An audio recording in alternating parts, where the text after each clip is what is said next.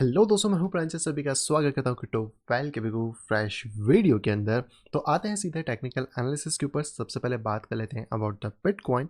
And कल की video में मैंने आपको बताया था कि बिटकॉइन यहां पे एक असेंडिंग ट्रायंगल को फॉर्म कर रहा है, जिसको कि आप इस पोजीशन पे यहाँ पे देख सकते हैं। एंड इसके अकॉर्डिंग अगर हम टारगेट निकालने की कोशिश करें तो अराउंड अराउंड जो टारगेट है वो हमें देखने को मिलेगा लगभग 22,400 की रेंजेस के बीच में।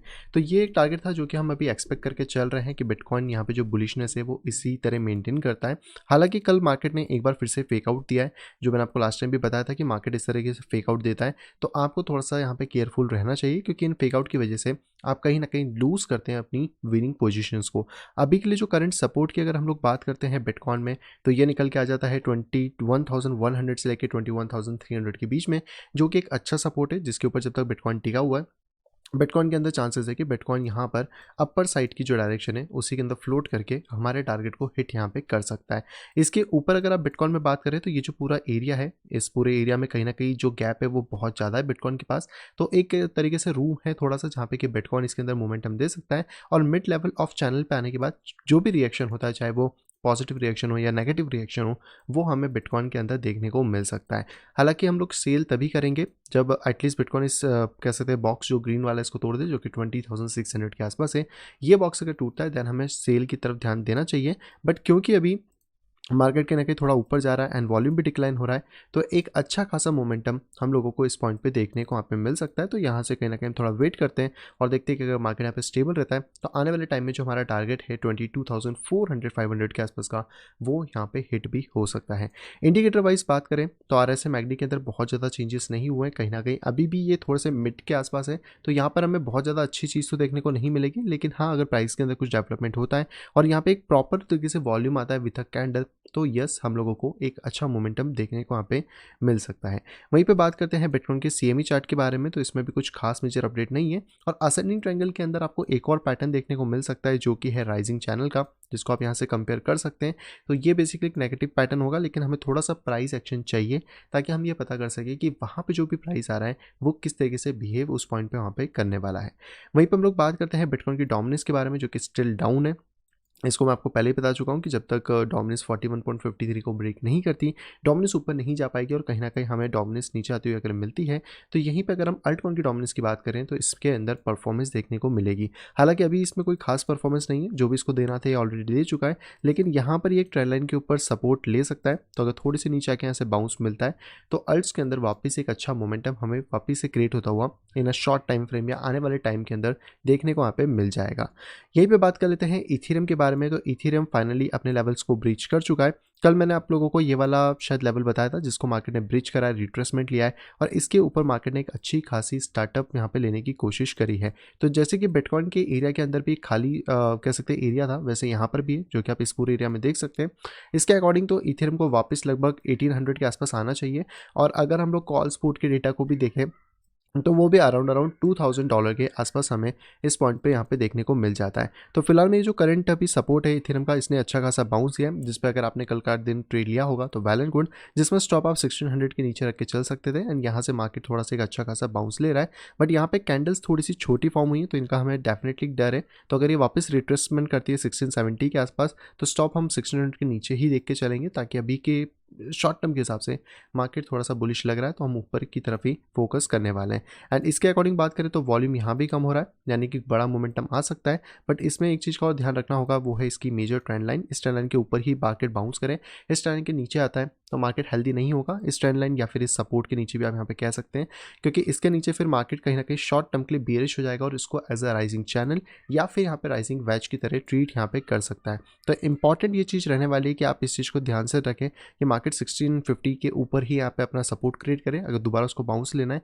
और नहीं लेता है तो आप फिर छोटे टाइम फ्रेम में जा सकते हैं और देख सकते हैं कि यहाँ पे जो भी पैटर्न्स फॉर्म हो रहे हैं, जैसे कि अगर हम 1 आवर की बात करें तो यहाँ पे चांसेस है एक बुलिश फ्लैग क्रिएट होने की। और ये अगर ऊपर ब्रेक करे तो आपको जितनी इस पोल की यहाँ पे हाइट देखने को मिलेगी, जो कि अराउंड अराउंड उसके बाद ब्रेकआउट के बाद से हम टारगेट को 1759 के आसपास तक यहाँ पर ऑब्जर्व कर सकते हैं। तो अलग अलग पैटर्न से अलग अलग टाइम में आपको देखने को मिल जाते हैं। इंडिकेटर्स की बात करें तो इसका आरएसआई थोड़ा बेटर है, पर मैकडी में इतनी ज़्यादा जान नहीं है। यहाँ पे बाइंग प्रेशर सेलिंग प्रेशर एक साथ ही देखने को मिल रहे हैं। तो हम वेट करेंगे कि प्राइस के अंदर क्या फॉर्मेशन होता है, और अगर बिटकॉइन पंप होता है तो इथेरियम को वो साथ में पुश करेगा।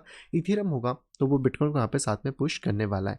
यहीं पे अगर इथेरियम के सीएमई चार्ट की बात करें तो हमारे लिए तो एक टारगेट यहाँ पे ऑलमोस्ट कंप्लीट हो चुका है एंड थोड़ा सा जो बॉक्स है वो अभी भी स्टिल यहाँ पे एक्ट कर रहा है। हालांकि मैं इसको रिमूव कर देता हूँ क्योंकि ये बहुत पुराना चार्ट हो चुका है, हम लोगों ने ऑलमोस्ट बहुत सारे डेटा को इसमें रीयूटिलाइज यहाँ पे कर लिया है। तो करेंटली तो इसकी पोजीशन बिल्कुल सही नहीं लग रही है, क्योंकि अगर प्राइस ऊपर भी जाता है यहाँ पर तो कहीं ना कहीं प्राइस के अंदर डिक्लारेशन देखने को मिल सकता है। आप देख सकते हैं यहाँ पे एक पूरा की पूरा राइजिंग वेस्ट था जो कि ब्रेक हुआ और इसके अकॉर्डिंग प्राइस जो है वो कहीं ना कहीं इसके बॉटम एरिया 1350 1390 की तक आना चाहिए। और करंटली यहाँ पर भी ये इसी तरीके का एक राइजिंग चैनल बना रहा है, तो हमें थोड़ा सा कॉशियस होकर डेफिनेटली चलना है कि मार्केट ऊपर ब्रेक करता है नीचे, क्योंकि ऊपर जो रेजिस्टेंस अभी हमें देखने को मिलेगा वो अराउंड जो लेवल है वो है 1800 टू 1850 के बीच में। यानी कि अगर मार्केट ब्रेक करता है तो इस लेवल तक मार्केट जाने की उम्मीद हो सकती है, जिसको कि आप थोड़ा सा देख के चलेंगे तो इससे आपको ज़्यादा क्लियरिटी रहेगी इथेरियम ब्रेक कहाँ करता है। क्योंकि शॉर्ट टर्म में भी अगर इसने ब्रेक करा नीचे की तरफ तो यहाँ पे आप एक चीज़ ऑब्जर्व कर सकते हैं कि इसका टारगेट यहाँ पे कंप्लीट हो सकता है जो कि 9% है। ज़्यादा होगा तो फिर 18% के लिए ऑप्ट करेंगे। लेकिन इसके हार्ड फोक्स और आज बहुत सारी न्यूज़ेस है इथेरियम की जिसको मैं वीडियो के एंड में कवर करूँगा, तो उसमें आपको और ज़्यादा क्लियरिटी यहाँ पे देखने को मिल जाएगी। तो ये तो थी दोस्तों बिटकॉइन और इथेरियम की बात, जो कि अभी हमें यहाँ पे देखने को मिल जाते हैं, जिसमें आप डोमिनेंस को थोड़ा फोकस रख सकते हैं, थोड़ा सा बिटकॉइन को यहाँ पे देख सकते हैं, जिससे आपको आइडिया क्लियर मिलेगा कि कहाँ मार्केट का डायरेक्शन यहाँ पे जा रहा है। बाकी अगर अदर कॉइन्स की भी यहाँ पे बात कर ली जाए फटाफट से, लाइट कॉइन के बारे में बात करें तो लाइट कॉइन में भी कुछ क्लियर डायरेक्शंस नहीं है। बस मार्केट एक साइडवेज थोड़ा सा फंसा हुआ है जहाँ पे एक रेजिस्टेंस है और मार्केट को एक ट्रेंड लाइन का सपोर्ट यहाँ पे देखने को मिल रहा है। तो इसके अकॉर्डिंग अगर हम लोग बात करें तो मार्केट में अगर कोई भी ब्रेकआउट आता है आफ्टर $57 तो हम लोगों को एक अच्छा खासा मोमेंटम मिल सकता है, जिसमें मैक्सिमम हम एक्सपेक्ट करेंगे 61.5 के इस आसपास। और स्टॉप की बात करें तो 54.9 के नीचे रख के यहाँ पे चल सकते हैं। वहीं पे बात करते हैं बाइनेंस कॉइन के बारे में, तो बाइनेंस कॉइन में ये ब्रेकआउट ऑलरेडी हो चुका है। आप देख सकते हैं यहाँ पर एक पैटर्न बना था ट्रायंगल का जिसने ऑलरेडी इसको ब्रेक किया है। मार्केट इस ट्रेंड लाइन के ऊपर अगर अपने सपोर्ट को बनाता है तो स्टॉप को हम 292 के नीचे रख के चल सकते हैं एंड अपर एरिया में 300 टू 330 तक के टारगेट इनिशियली हम लोग यहाँ पे लेके चलने वाले हैं। वहीं पे बात करते हैं XRP के बारे में, तो XRP में बहुत ज़्यादा अपडेट नहीं है, लेकिन मेरे को थोड़ा सा इसमें राइजिंग चैनल जैसा डर है। तो अगर ये राइजिंग चैनल फॉर्म करता है तो हम वेट करेंगे कि मार्केट किस डायरेक्शन में ब्रेक करेगा। 0.3524 को अगर ब्रेक करता है तो हमारे नेक्स्ट रेजिस्टेंस 0.3675 के आसपास रहने वाला है। और अगर कोई भी शॉर्ट सेलिंग होती है तो ये इंपॉर्टेंट सपोर्ट होगा, क्योंकि अगर ये सपोर्ट टूटा तो फिर ये बड़े फॉर्मेशन में नीचे गिरेगा। तो आप ये चीज़ देख सकते हैं सभी टोकन्स में, एक बड़ा राइजिंग वेज फिर एक छोटा वाला, आप इसको बियर फ्लैग भी कह सकते हैं। तो ये हमें देखना है कि किस डायरेक्शन में मार्केट ब्रेक करता है और उसके अकॉर्डिंग हम अपने ट्रेड को प्लेस यहाँ पे कर सकते हैं। नेक्स्ट बात कर लेते हैं डॉट के अंदर। सिमिलर सिनारियो आपको फिर से देखने को मिलेगा। यहाँ पर एक राइजिंग चैनल है जो कि कहीं ना कहीं डॉट पे थोड़ा सा बियरिश डेफिनेटली बनाता है, क्योंकि आपको पता है कि बियर फ्लैग जो है वो जब भी ब्रेक करता है तो नीचे की तरफ जाता है। तो इसमें भी लगभग 6.3 के आसपास के टारगेट्स हैं। लेकिन अभी यहाँ पे जो रेजिस्टेंस है मैं इसका भी वेट करना पसंद करेंगे। अगर इसके ऊपर कुछ क्लोजिंग आती है, फेक आउट ना हो जैसा कल बिटकॉइन ने किया, प्रॉपर क्लोजिंग हो तो ही ठीक है, नहीं तो मार्केट स्टिल बियरिश रहने वाला है, चाहे बिटकॉइन हो या फिर कोई दूसरा कॉइन यहाँ पे क्यों ना हो। नियो की अगर बात करें तो नियो में थोड़ा सा मार्केट बेटर है। यहाँ पे आप देखोगे तो इसके ऊपर मार्केट अभी होल्ड कर रहा है, लेकिन हाँ यहाँ पे भी राइजिंग चैनल है, इसको हम बिल्कुल भी इग्नोर नहीं करेंगे। और जब तक ये राइजिंग पैटर्न बनेगा तब तक हम थोड़े कॉशियस रहेंगे, जिसमें नियो में लगभग 9.8 के आसपास तक हम कॉशियस यहाँ पे रह सकते हैं। सोल के अंदर अगर यहाँ पे बात करी जाए तो सोल ने तो बहुत गंदा ट्रैप किया है, आप खुद देख सकते हैं। एक बार, दो बार, तीसरी बार के बाद से तो पूरा नीचे आ चुका है। और क्योंकि इसका इंपॉर्टेंट मेजर जो ट्रेंड लाइन है वो ब्रेक हो गई है, तो हम एकदम से तो इसमें नहीं घुसेंगे कि हाँ ये बुलिश है, कहीं ना कहीं ये बियरिश है। और इसमें अगर रेजिस्टेंस की हम लोग बात करें तो हमें मेजर रेजिस्टेंस 39 टू 40 के बीच में देखने को मिल रहा है। यानी कि अगर शॉर्ट में प्राइसेस में कोई जंप आता है या फिर हम इस वाले चैनल के अकॉर्डिंग बात करें, क्योंकि यहाँ पे थोड़ा सा बुलिश चैनल टाइप का या सिमेट्रिकल पैटर्न है जो ब्रेक किया था, प्रॉपर सपोर्ट ले रहा है, तो ये लगभग 39 टू 40 डॉलर के बीच में जा सकता है। और वहाँ से जो भी रिजेक्शन मिलेगा उससे फिर हम शॉर्ट की प्लानिंग यहाँ पे करने वाले हैं। नेक्स्ट बात करते हैं आडा के बारे में। आडा का भी सिमिलर सिनारियो बना है, सपोर्ट जो था उसके ऊपर से अच्छा खासा प्राइस नीचे आया है। और यहीं पे अगर हम लोग बात करते हैं तो कहीं ना कहीं प्राइसेस के अंदर फिर से वही बियर फ्लैग या फिर हम एक सिमेट्रिकल ट्रायंगल कह सकते हैं, जिसके ब्रेकडाउन में मिनिमम वैल्यू अगर यहाँ पे आती है ब्रेकडाउन की वजह से तो वो लगभग 0.42 के आसपास तक हम लोगों को यहाँ पे देखने को मिल सकती है। बाकी जो मेजर सपोर्ट होगा वो स्टिल 0.40 के आसपास है। तो अगर कुछ बहुत ज़्यादा डिप्लेशन होता है तो ये सपोर्ट हम लोगों को एक अच्छा खासा सपोर्ट वापस दे देगा, जिसको हम फोकस करेंगे। और क्योंकि अभी प्राइस बहुत ज़्यादा साइडवेज में, तो ज़्यादा प्राइस के ऊपर बात करने में सेंस नहीं बनेगा। हमें वेट करना चाहिए कि प्राइस कहाँ पे ब्रेक करता है। अगर ये अपर ब्रेक करेगा तो 0.46, नीचे करता है तो 0.45 के आसपास हम लोग यहाँ पे देख के चल सकते हैं। वहीं पे बात कर लेते हैं मैटिक कॉइन के बारे में। तो सिमिलर सा ही सिनारियो आ रहा है। आप सभी कॉइन्स में अगर देखने की कोशिश करें तो यहाँ पे एक राइजिंग चैनल है हैं, थोड़ा बहुत मार्केट गया लेकिन आपको वेट करना होगा इसके ब्रेकअप या ब्रेक डाउन का। माना की बात करते हैं तो माना में सिचुएशन हल्की सी बेटर है पर बहुत ज़्यादा नहीं। यहाँ पे बस एक ब्रॉड गेज पैटर्न बना है। Broad gauge pattern basically bullish होता है लेकिन इसके अंदर एक राइजिंग चैनल है जो टूटता है, तो ऑब्वियसली बात है ब्रॉड गेज को हमें थोड़ा लंबा करना पड़ेगा, फिर मार्केट यहाँ नीचे टेस्ट करके ऊपर की तरफ वापस से बाउंस यहाँ पे कर सकता है। इसके लिए भी वेट करते हैं। एंड लास्ट कॉइन हमारे पास है सैंडबॉक्स। सैंडबॉक्स में ज़्यादा कोई मेजर अपडेट नहीं है, सिर्फ एक रेजिस्टेंस यहाँ पे फॉर्म हो रहा है जो कि 1.07 टू 1.08 है, तो इसको क्लियर नहीं करता तो नीचे स्टिल 0.95 का लेवल हम सभी लोगों के लिए यहाँ पे रहने वाला है। तो ऑलमोस्ट जितने भी कॉइन से वो बिटकॉइन को ही फॉलो कर रहे हैं, उसी की जैसे यहाँ पे चल रहे हैं, तो आपको बिटकॉइन और बाकी सब पे ऊपर यहाँ पे ध्यान देना चाहिए जिससे कि आपको एक सही डायरेक्शन यहाँ पे मिल सके। तो ये तो थे दोस्तों सारे कॉइन। अब सबसे पहले बात कर लेते हैं आज के हमारे एक आइडियो के बारे में, और ये आइडियो यहाँ पे निकल के आ रहा है हम लोगों के लिए स्पूम की तरफ से। तो बेसिकली ये रीडिफाइन कर रहे हैं एनएफटी को, जहाँ पे कि पूरी तरह से डिसेंट्रलाइजेशन के ऊपर फोकस कर रहे हैं, जहाँ पे कि स्पूम जो है वो basically community govern holder owner NFT market place होने वाला है, जहाँ पे कि जितने भी लोग इसके एनएफटी कह सकते हैं टोकन होल्ड करते हैं उनको भी इसका पैसा यहाँ पे मिलेगा, या फिर आप कह सकते हैं कि थोड़ा सा जो कैश रिवॉर्ड्स हैं वो भी कम्युनिटी के अंदर डिस्ट्रीब्यूट यहाँ पे होने वाले हैं। इसके अंदर इनके जो मेन यूएसपी है वो ये है कि आप यहाँ पे एनएफटी बना सकते हैं, यानी कि नॉन फंजिबल टोकन, जो कि फिजिकल एसेट और डिजिटल एसेट दोनों के होंगे, जिससे कि बीच में जो ब्रोकर्स होते हैं, जो बैंक्स होते हैं, जो सेंट्रल अथॉरिटी होती हैं, उन सभी को आप यहाँ पे रिमूव करने वाले हैं। हालांकि इनका टेस्टनेट जो है वो लाइव है, आप यहाँ पे जाके टेस्ट कर सकते हो। तो टेस्टनेट पर अगर आपको कोई एनएफटी डालना है, कुछ करना है, तो डेफिनेटली आपके लिए एक अच्छा ऑप्शन इस टाइम पे स्पूम के अंदर देखने को वहाँ पे मिल जाता है। अगर यहाँ पे बात करें तो यहाँ पे बाइनेंस चेन, इथेरियम चेन, मूनबीम अलग अलग आपको मिल रही है। यहाँ पे स्पूम जो है वो आपको अलाउ करता है कि आप अपने आप को एज अ पर्सनल ब्रांड यहाँ पे ऑफर कर सकते हैं, जहाँ पे कि आप एनएफटी मार्केट प्लेस दे सकते हैं।